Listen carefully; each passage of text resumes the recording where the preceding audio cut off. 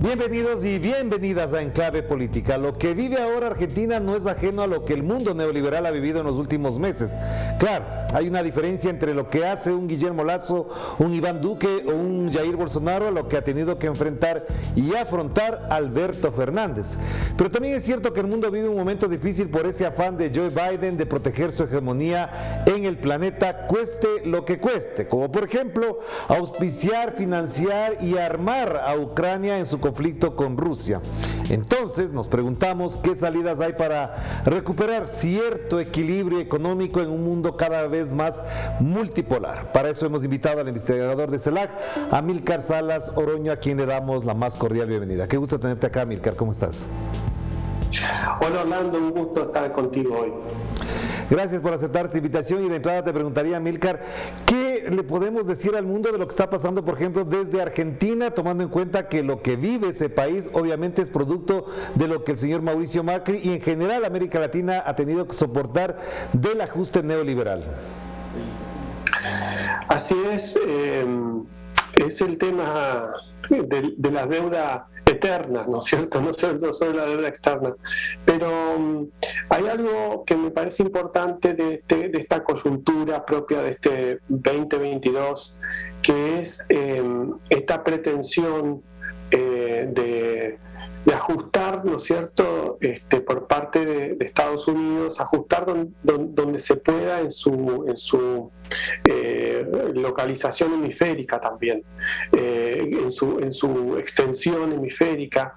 Y en ese sentido no es solo la situación estructural de las economías periféricas latinoamericanas, de países como la Argentina, sus endeudamientos, sino las tensiones también a las que quedan expuestos estos países cuando, incluso queriendo arreglar las circunstancias, queriendo organizar un ciclo de acumulación que les permita muy lentamente, ¿no es cierto?, muy lentamente colocar el tema de la deuda en un lugar, vamos a decirlo, manejable.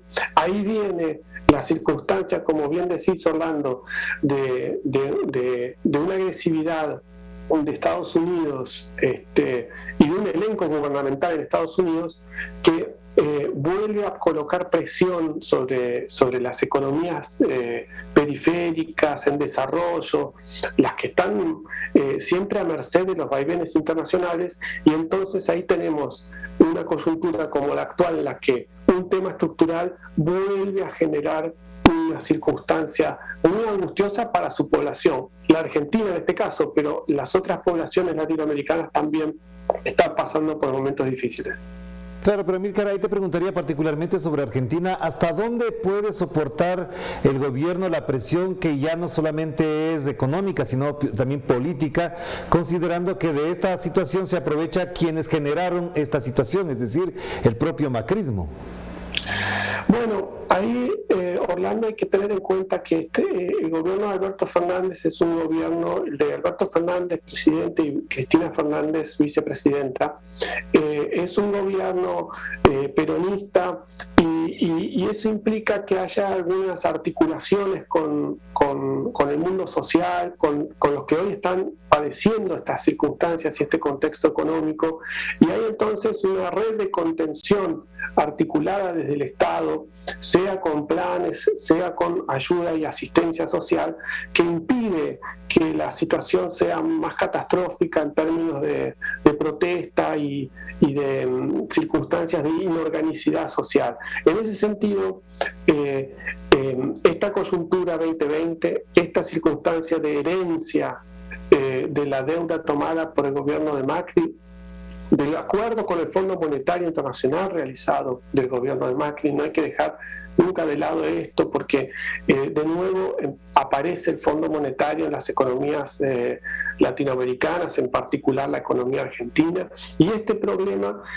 no ha disparado en situaciones de mayor gravedad y mayores tensiones sociales, un poco porque hay un gobierno que tiene una historia en relación con la protección social que le ha permitido, con mucha dificultad por supuesto, tratar de generar las articulaciones sociales que lleguen hasta la punta, digamos, hacia los sectores menos desfavorecidos. Ese es un elemento que no sé qué hubiera pasado, Orlando, si esta combinación de deuda externa más presión hemisférica de Estados Unidos hubiera sido justamente en un gobierno de otro color.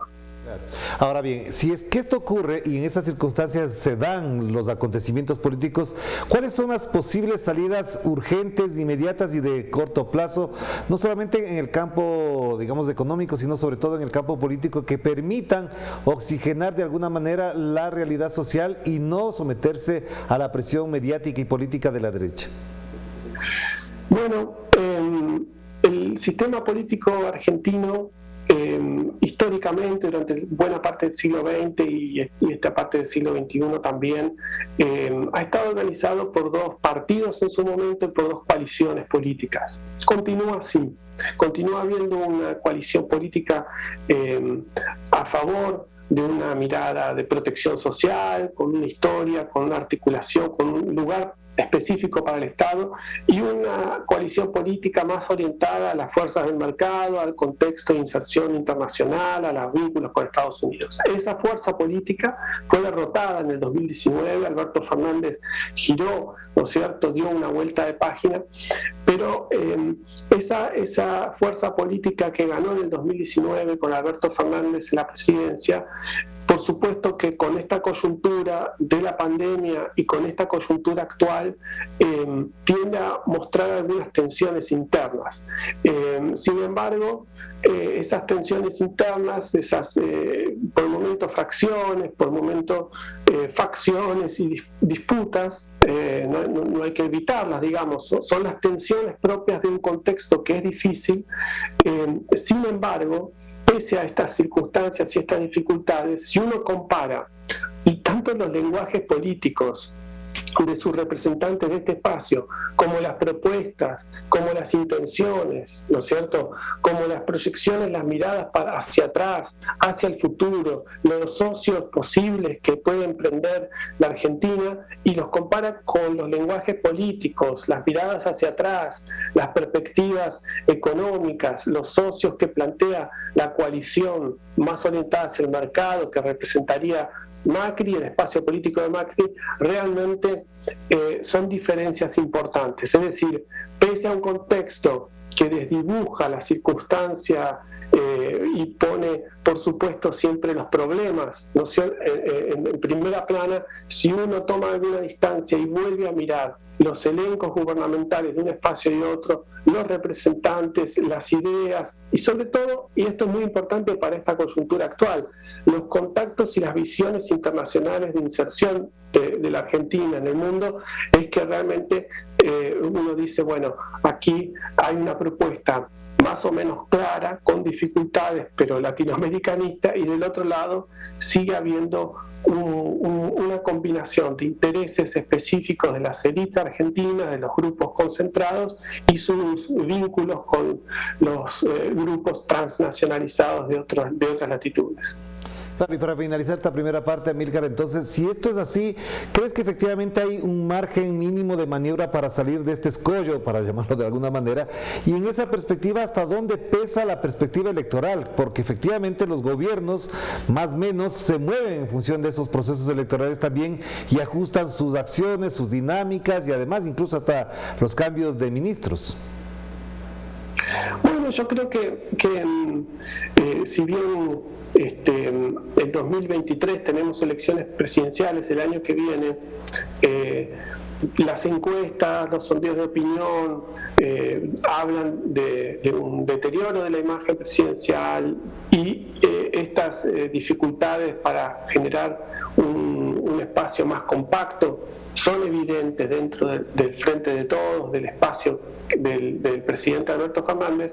Sin embargo, en función de un poco de ese minuto a minuto que tiene la economía periférica, que tiene que ver también con la demanda de la energía en un contexto particular del invierno argentino bastante difícil, en un contexto también donde quizás la demanda de energía va a disminuir de aquí en unos meses, y si se reordenan algunas variables que tienen que ver también con el tipo de cambio, quizás una estabilidad económica más transitoria, no quiere por eso decir que se resuelvan problemas estructurales, pero quizás permita generar que las tensiones que hoy aparecen coloquen un horizonte de expectativa para un espacio político y una fuerza política que ha mostrado a lo largo de la historia reciente capacidad como para en determinadas circunstancias organizarse y no dejar que esas tendencias que presenta el otro espacio, la otra coalición, avancen.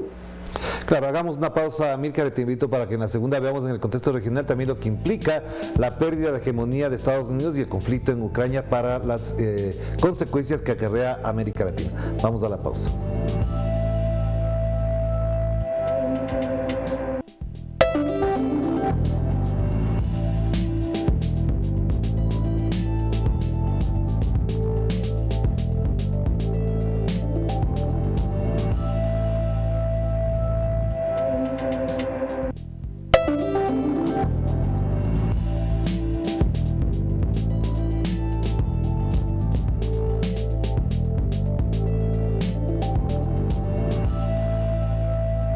Estamos de vuelta aquí en Clave Política y seguimos conversando con el investigador de CELAC, Amílcar Salas Oroño, a quien le preguntamos, en función de todo lo que hemos conversado en esta primera parte, Amílcar, ¿de qué manera se va a evidenciar en los próximos meses esa pérdida de hegemonía de Estados Unidos y cuáles serían o qué acarrearía esta pérdida para América Latina?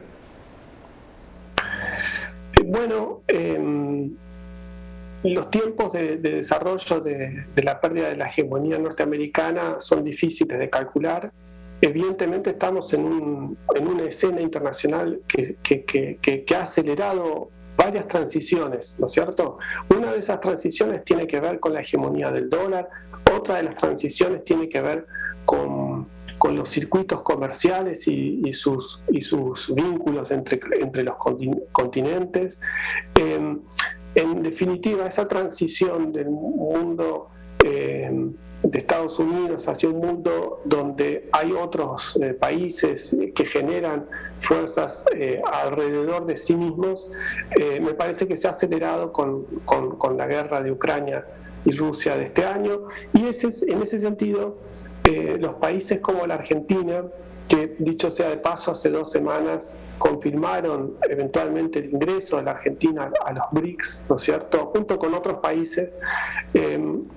Creo que Argentina, en la medida que acompañe esta transición hegemónica y por primera vez, y esto vale para la Argentina pero también para otros países latinoamericanos, por primera vez hay países latinoamericanos que empiezan a desprenderse del lugar de vínculo con Estados Unidos, y esto es muy importante porque en el desarrollo del capitalismo la hegemonía norteamericana ha tenido un protagonismo fundamental en América Latina, ¿no es cierto? Que los países puedan vislumbrar otro tipo de asociaciones precisamente porque aparecen otro tipo de organizaciones comerciales y organizaciones de integración y bloques, implicaría un cambio bastante importante. Habrá que ver cuán rápido es ese cambio de orientación y cuán definido, porque no creo que esas élites económicas establecidas, esos grupos políticos que responden a esas élites que se conectan con intereses transnacionales, permitan fácilmente que se gire hacia un nuevo sentido comercial y político. Así que los tiempos todavía no sabría muy bien su velocidad, pero que hay una nueva oportunidad para los países periféricos latinoamericanos que por primera vez no tienen ni a Francia, ni a Gran Bretaña y ahora ni a Estados Unidos como un único horizonte. Claro, y eso es importante porque, por ejemplo, lo que acaba de ocurrir en Ecuador con la finalización del paro popular indígena derrumbó esa idea de que el incremento del precio de los combustibles era una salida para financiar al Estado. Acaba de pasar exactamente lo mismo en Panamá, también con lo que que se menciona en las protestas. Algo parecido ocurre en Paraguay, es decir, constantemente tenemos que volver a las calles, a la mirada a las calles, porque los gobiernos toman medidas que no son precisamente de su peculio, de su origen, de su estrategia soberana. Y en esa perspectiva, ¿cómo miras entonces que estos tres países, por mencionar solamente estos tres, Panamá, Ecuador y Paraguay, vivan casi circunstancias similares? Bueno, es que ahí empiezan a aparecer datos, vos mencionabas estos tres, pero se calcula más o menos que un 20% de los países en desarrollo, subdesarrollados, periféricos, vulnerables, por decirlo así, están en situaciones conflictivas, ¿no? Con protestas, con idas y vueltas, y van apareciendo soluciones o se van poniendo en evidencia determinadas respuestas que van en contra de las fórmulas previas y preconcebidas, ¿no? Podríamos mencionar estos tres u otros, pero hay un mundo que está mostrando que esas certezas que había antes, que esas fórmulas, ¿no es cierto?, van a tener que ser corregidas o modificadas porque muchos sentidos comunes se están acelerando en su caída. Y eso estimula en algunos casos la movilización desde abajo de los pueblos, en otros casos cambios de mentalidades en elencos de gobierno, nuevas ideas. El panorama es interesante desde ese punto de vista, salvo que, Orlando, por supuesto, todo esto se hace muchas veces con costos de los conflictos, ¿no es cierto? Y eso nunca hay que olvidarlo. Ya, pero esos conflictos efectivamente tendrían una salida, una solución, y uno aspiraría, como cualquier ciudadano, como investigador o como espectador nada más, que esas salidas sean para mejores beneficios o al menos cierto bienestar para la población, pero lastimosamente parecería que si no es con el conflicto, si no es con la protesta social, con el costo de vidas, de heridos, presos y demás, eso no tiene salida, pero parecería que al mismo tiempo lo que se afirma, a pesar de ceder espacios, es un autoritarismo neoliberal que incluso se va por encima de las propias constituciones, de cierta institucionalidad. Sí, hay una tendencia preocupante. Podríamos tener otros calificativos también, si miramos para el lado de Brasil o si miramos otros casos, ¿no es cierto? Lo que ha mostrado en el caso ecuatoriano es preocupante. Ahora, estos autoritarismos, a mí me parece que en función de cómo estén orgánicamente constituidos, van a ser más o menos estables, ¿no?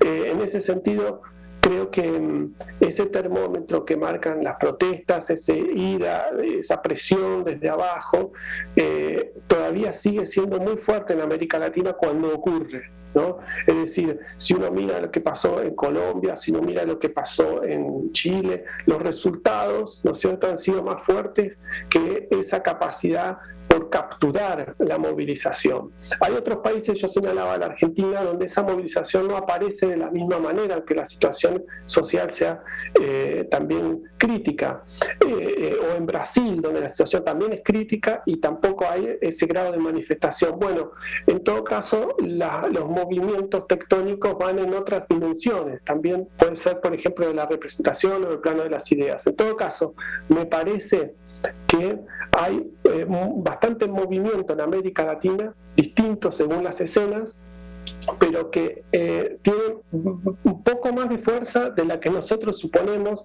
y creo que no es tan estable eso que nos proponen esos autoritarismos neoliberales o esas élites encapsuladas en el Estado. Me parece que va a haber más juego del que nosotros presuponemos para esa presión, para visiones alternativas. Están llegando. Va a ser difícil que una vez que lleguen, caso de Colombia, caso de Chile, puedan desarrollarse. Habrá que ver qué pasa eventualmente en Brasil con Lula.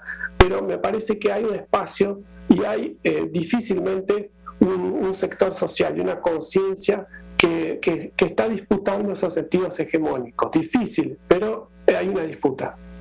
Claro, yo no sé si malinterpreto, pero con lo que me acabas de mencionar es que el giro progresista que podrían tener países como Chile, como Colombia, como Brasil, no será precisamente el que se vivió en la década anterior, sino que más bien estará más ajustado hacia un liberalismo de izquierda, un progresismo un poco socialdemócrata. ¿Malinterpreto o es así? Es que las condiciones son muy difíciles, Orlando. Las condiciones de estas transiciones hegemónicas, de estos momentos de capitalismo que va crujiendo, ¿no es cierto?, en sus intercambios comerciales, en su distribución de los centros de valorización, en las cadenas de valorización, eso está realmente muy sensible todo. Entonces, para unos destinos periféricos como los nuestros, que siempre han estado muy expuestos, y vino la pandemia y vino estas circunstancias, seguimos muy expuestos, pese a todo eso, hay fuerza popular progresista. Ahora, eso no va a tener la misma secuencia ni solidez, ni va a estar tan compacta, y esto es lo que está pasando un poco en la Argentina, ¿no? La falta de cuestión compacta en el propio Frente de Todos, por las circunstancias que son muy desagregadoras. Ahora, eso no invalida que las mayorías sociales tiendan en un determinado sentido. Después, los proyectos y los gobiernos tendrán distintos colores según, creo yo, Orlando, los liderazgos que asuman esas circunstancias, ¿no es cierto? Ahí depende bastante qué retóricas y qué lenguajes políticos lleguen a las primeras magistraturas, porque eso genera otro tipo de circuitos y van generando otro tipo de legitimaciones. Pero en todo caso, creo que el detalle es que hay movilización por abajo, social, hay una tensión y hay unos digamos, enemigos que son identificados por los pueblos latinoamericanos. Eso está claro. Después está muy difícil, a diferencia del ciclo progresista anterior, donde era más claro, había liderazgos muy definidos que se comunicaban entre sí y características y propuestas que se comunicaban también. En este caso vamos a tener un ciclo progresista más diverso, con colores más diferentes, quizás asincrónicos también, con idas y vueltas, quizás no se apoyen tanto, no generen espacios de integración regional tan definidos, pero eso no invalida que haya un espíritu que mira, ¿no es cierto?, con mucha atención el no volver sobre esa circunstancia completamente conectada con los intereses de Estados Unidos. Una última pregunta, Amílcar, un poco corta ya porque se nos va el tiempo. ¿Crees que efectivamente las sociedades tienen temor a esos cambios hacia adelante, hacia el progreso? Te digo esto porque parecería que después de todo el ciclo progresista, donde hubo grandes beneficios, salud pública, instituciones al servicio de la gente, la misma gente vota por la derecha, y cuando vota por la derecha al año máximo están desencantados, pero cuando se les propone un proyecto, un programa más radical, se niegan y votan por el centro o por la derecha. Entonces no sé si es que efectivamente también hay un conflicto entre el discurso y el relato progresista y la necesidad y la compostura de la sociedad. Sí, eso es interesante. Ahí habrá que estar muy atentos para tratar de racionalizar esa situación, ¿no? Conceptualizar ese movimiento, ¿no? ¿Qué pasó también durante la pandemia? ¿Qué sentido de la responsabilidad sobre lo colectivo, ¿no? ¿Qué sentido comunitario quedó sobreviviendo? Fue muy difícil eso. Argentina y América Latina, la región latinoamericana, fue muy perjudicada en la pandemia, por muchos motivos. Entonces ese sentimiento de lo colectivo y comunitario quedó deshilachado. Eso es así, y con eso hay que convivir. Es decir, si ya había una propensión a la cuestión aspiracional, ¿no?, al sentido de progreso individual, porque hay un capitalismo mundial que lo incentiva permanentemente, la pandemia reforzó esa salida, ¿no es cierto?, individual, esa salida refractaria para cualquier participación en un proyecto colectivo. Bueno, muy bien. Ahora, eso sobre ese terreno hay que seguir, ¿no es cierto?, pensando qué hacer con esas circunstancias que, como vos decís, Orlando, es raro que ese perfil neoliberal, si bien genera entusiasmo, se desarticula rápido, ¿no es cierto? Entonces, ahí habrá que estar muy presente. No, tampoco hay que castigarse mucho, porque los procesos pueden tener distintas ropas, ¿no es cierto? Y se las va descubriendo de a poco también, no hay que ser inmediatos en qué es lo que está sucediendo. Pero hay algo que evidentemente está conectando a la cuestión neoliberal, a la cuestión de lo individual, que habrá que mirar con más atención para no quedar con sorpresa frente a proyecciones que toman algunos personajes públicos que son llamativos, ¿no? Claro que sí, muchísimas gracias, Amílcar, es muy importante lo que acabas de mencionar, además que eso permite pensar en otro programa, en otra entrevista que apunte específicamente a estos asuntos. Te mando un abrazo, que estés muy bien, muchas gracias. Abrazo, Orlando. Gracias, Amílcar Salas Oroño, a propósito de esta coyuntura especial que vive América Latina con estas contradicciones y estas paradojas que a ratos parecen insolubles, pero que efectivamente en la dinámica social encontrarán su respuesta por el camino que sea, nos guste o no nos guste. Aquí estaremos para investigar y hablar también del tema. Nos vemos. Chao, chao.